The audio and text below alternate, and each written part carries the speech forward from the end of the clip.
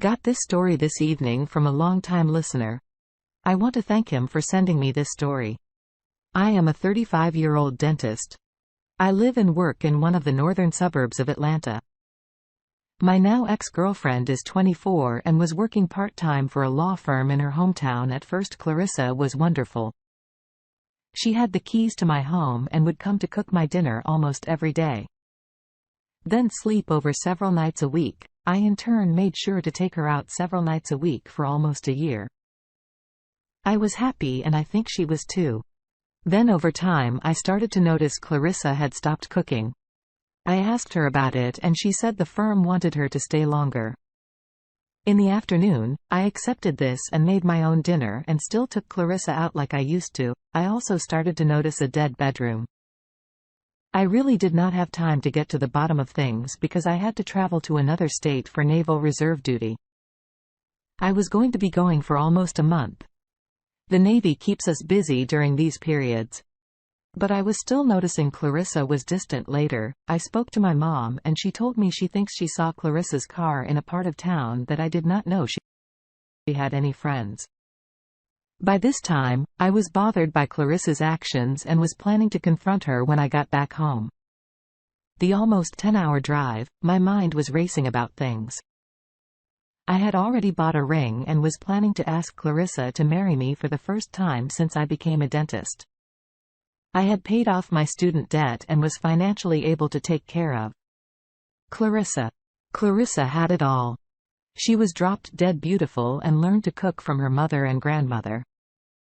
Clarissa also made me feel like a man when we were together. But based on her actions over the last several months, I had a small misgiving about her. So I decided not to propose to her and put the ring in my safe deposit box at the bank. I returned home and went back to work, still had a dead bedroom and Clarissa might cook my dinner one day a week. During this bad time in my life, one of my cousins broke up with his girl after catching her tongue deep in another man's throat. He came over to my house and we talked about things until late in the night. I did ask him if he would consider taking her back. He said if a kiss was all she did, he might. However, in the conversations they later had, she had basically given up all her body to this man and they were done. He then went on to say she admitted to kissing him after having sex with this man and not cleaning herself. He was 100% done with her and there was no going back.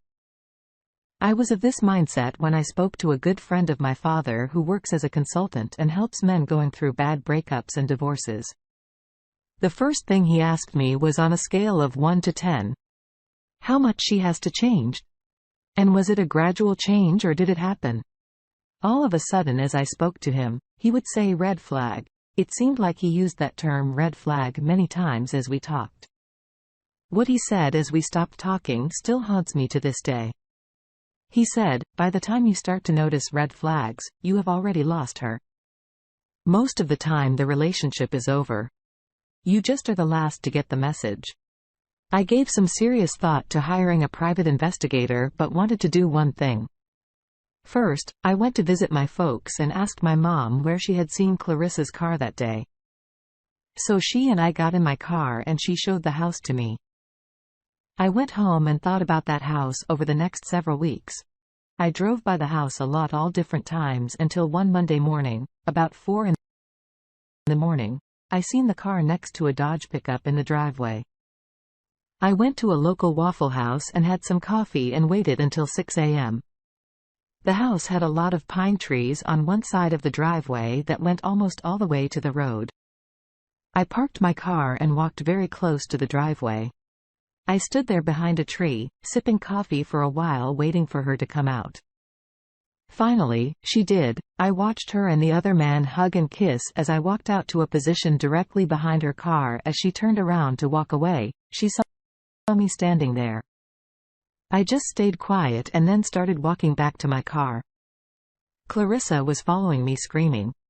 I did not understand and to stop walking. The man followed her for a bit but went back home. I never really said a word.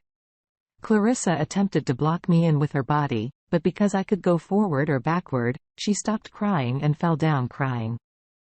As I drove away, As this was a work day for me, I went home and got a shower. When I came out, Clarissa was sitting at my table sobbing, still was not accepting.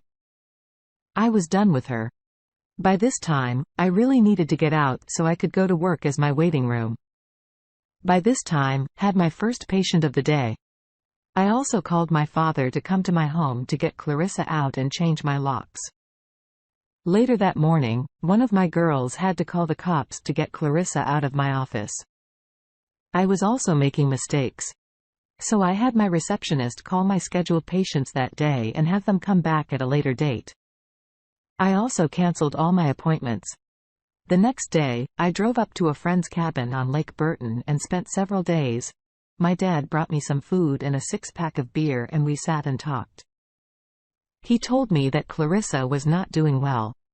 Her parents are confused and her mom had spoken to my mom trying to find out what happened many times during that Lake Burton stay. I cried over a lost love, cried over what I thought would be a wonderful life. I did finally find my last tear for her. Fast forward about a month. Clarissa finally stopped attempting to contact me. I was also giving some serious thought to giving up my practice and going on active duty in the U.S. Navy.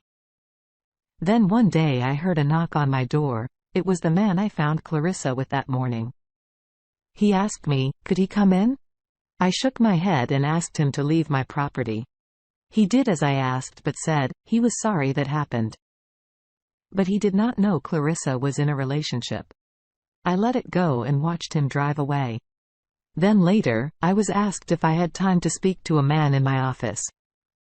I said yes and walked into my waiting room to find Clarissa's father there. She still has not told her folks what she did. He was still angry at me. I stayed calm and told him I found her in the act of cheating. His demeanor went from anger to tears dripping down his cheeks. It took about 2 more months, but I finally learned just who that man was. He was Clarissa's first boyfriend and her first lover. After high school, he left Georgia and moved to Florida for several years. Then returned to his hometown and ran into Clarissa. Clarissa knew he was a loser but was drawn to him. So now she has lost everything. I gave some thought to that expensive ring in my safe deposit box at the bank. I was able to get all my money back short, a small restocking fee. I will use that money to pay for an upcoming trip to see some friends that I know who are stationed at Pearl Harbor.